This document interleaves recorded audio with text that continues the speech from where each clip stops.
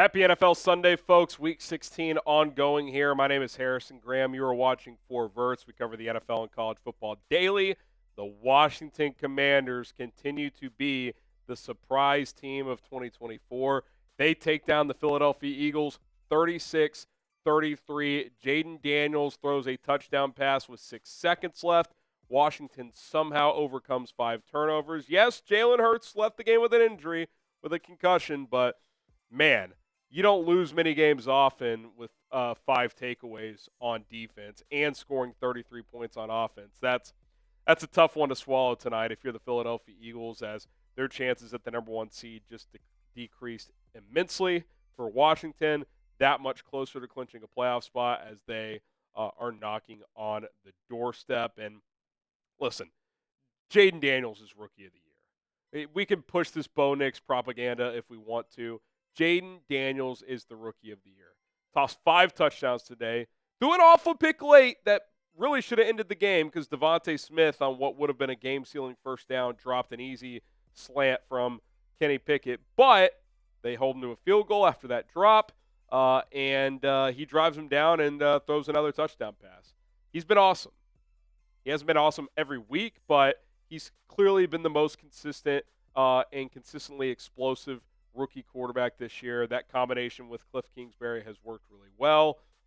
They've got good play calling. They can run the football, and Jayden deserves it. He absolutely deserves to be Rookie of the Year, as he's going to have the Commanders in the playoffs, barring a collapse over the final few weeks. So what a win for Washington. I think it's safe to say this is one of the biggest wins they've had in a regular season game in quite a while. I mean, maybe since RG3's rookie year. I mean, that was a massive game. You lose this one, and pressure ramps up the final couple weeks to secure a playoff spot. Now at 10-5, they'd have to lose out, and then crazy other things would have to happen to not make the postseason. So they're in a great position. Bad loss for Philly. I get Jalen Hurts was out, but you put up 33 points and take the football away 5 times, you still can't win. That's not great. But Daniels played awesome, found a way to win it late. And Washington improves to 10-5. Philly falls to 12-3. We'll keep an eye on Jalen Hurts' status, but definitely the game of the day in the early window.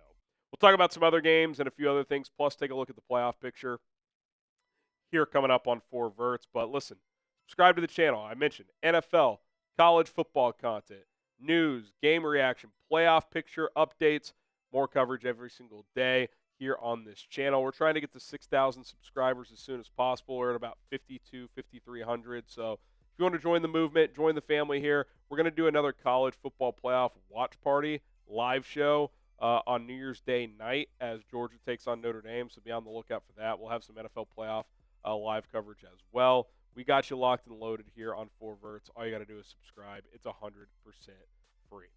All right, so from a headliner to a game that probably wasn't on many people's radars, Panthers, Cardinals.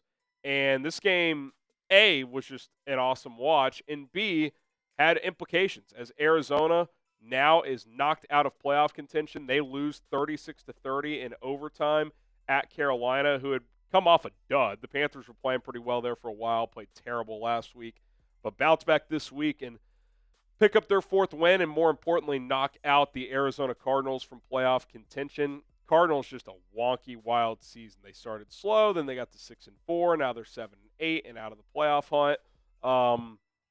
Chuba Hubbard running wild in this one as he rushed for 152 yards and 2 touchdowns. You know, you look at Bryce Young's box score in a lot of these games, 17-26, 158. Passing, you're like, what's he really doing? A couple touchdown passes, scrambled for 68 yards and a touchdown today. So it feels like he's showing a little more of that mobility that we saw at Alabama.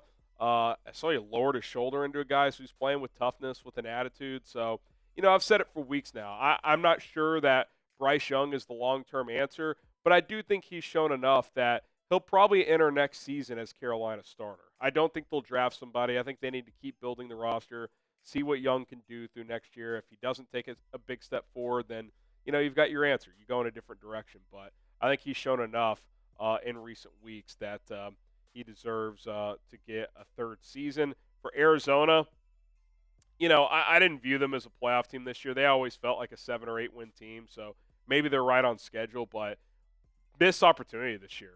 Niners are down. Sure, the Rams have been hot recently, but that NFC West became very winnable really throughout the entire season. And for them to get knocked out here when they were at one place, 6-4, and in first place, to not even get to Week 17, still mathematically alive, that's pretty disappointing for them. There's no question about that. Kyler Murray continues to be a roller coaster. I mean, they got down 20-3 in this game. You just can't get down that big. To get back to overtime is pretty impressive, but then they couldn't seal the deal. So great win for Carolina. They're building something there slowly but surely. They invested in the offensive line this offseason. That's paid off. Bryce is playing better. Chuba Hubbard's a great back. So, they're going to continue to build. Obviously, they got to get some defensive pieces, probably another receiver or two, but definitely a good win today. And they've been competitive for several weeks now, other than last week. So, good showing for Carolina. All right, some rapid fire here from the early window before we get out of here. Michael Penix made his debut. They smoked the Giants 34-7. Atlanta did. He didn't really have to do much. Drew Lock threw 2 pick-sixes for the Giants. He's been terrible in the games he's played. Bijan Robinson rushed for a couple of touchdowns. Penix in his debut, 18-27, 202 and a pick. Pass rating is 73, so not too much to take away there. Made a few throws. Does not throw the ball that well on the run, so he's got to live and win from in the pocket. So we'll see how he grows from his first start. Lions 34, Bears 17. Lions jumped up big in the first half. Bears in the second quarter, a couple of touchdowns. Made it 27-14 at halftime. Caleb Williams threw for 200 yards in the first half. Played much better this week. Threw for about what did he throw for? I think 334 and 2 touchdowns. Is his future head coach on the other sideline and Ben Johnson? Maybe. In the 2 games against Detroit where Johnson saw him live, he threw for just under 600 yards and 5 touchdowns with no picks. So here's a crazy stat. In the Bears' 9-game losing streak, he has thrown 0 interceptions. It is the most games in a losing streak of this length that a quarterback has not thrown a pick, yet they've found a way to lose all these games. It's pretty amazing, but he played better today, so I think if you're a Bears fan, you at least feel decent about that. But the team as a whole is a mess. The defense has completely collapsed overall. Keenan Allen threw back the clock, $141 and a touchdown today. He'll be a free agent, so big decision there for Detroit. Jared Goff, 336, 3 touchdowns. Cold weather Goff, he's kind of putting that to rest here. I mean, it was 30 degrees and windy at Soldier Field. He played well today. Jahmyr Gibbs had over 150 all-purpose yards with no David Montgomery, so he was able to carry the load. Jamison Williams had an 82-yard touchdown. They just were firing on all cylinders. And with Philadelphia losing, and we'll see what happens with Minnesota. They currently are tied at 17 in the third quarter against the Seahawks. Detroit in position to not only win the NFC North, but get the number 1 overall seed in the NFC. Some other scores from earlier. Bengals 24, Browns 6. Cleveland is terrible. So is Torian Thompson-Robinson. DTR is not a good player. Joe Burrow, 292, 252, 3 touchdowns, excuse me. The Bengals are alive in the AFC. We'll show the visual playoff picture here in a second, but they play the Broncos next week, who are 9-6. The Bengals are 7-8. If the Bengals beat them, they would be 8-8. Broncos would fall to 9-7. If they were to win in Week 18 and the Broncos were to lose, they would have the tiebreaker. Now, we'll see where the Colts and Dolphins end up, as they are also with 8 losses. But Denver is not quite clinched in the AFC, so that thing is starting to get pretty interesting. Speaking of the Colts, they beat the Titans 38-30. Jonathan Taylor, 218 yards rushing and 3 touchdowns. He had a huge day. Rams handled the Jets 19-9. They are now 9-6 as they are trying to close in on an NFC West championship. They can't clinch today no matter what, because even if Seattle loses, they'll just be a game back with 2 weeks to go. Aaron Rodgers did throw for 256 and a touchdown, but only 9 points, all in the first half. And that's it. Some games going on right now in the afternoon window. Vikings and Seahawks tied at 17, 9 minutes left in the third quarter. Patriots lead the Bills 14-7 at halftime. How about that? No one saw that coming. Raiders lead the Jags 13-7. That's a big game in the NFL draft tankathon situation, because Vegas has 2 wins currently, the number 1 pick in the draft. Jacksonville has 3 wins, but there's a lot of teams with 3 wins. So if Vegas were to win here, they could really screw up their chances of getting Shedeur Sanders or Cam Ward. So we'll see how that plays out. And then lastly, the Dolphins are leading the 49ers 13-10 at halftime. Tonight we got Cowboys-Bucks. Keep an eye on that one because the Bucks lose. Atlanta retakes first place. And then Monday Night Football is Saints at Packers. All right, that's going to do it for us here on For Verts. Getting down to it, man. Oh, let's actually show you guys the playoff picture real quick. Give me just a second here. Here's the AFC. Chiefs' magic number is 1 to clinching the 1 seed. If they beat Pittsburgh on Christmas Day, they could sit their starters the last 2 weeks if they wanted to. Or, the last week if they wanted to. So we'll see if they do that.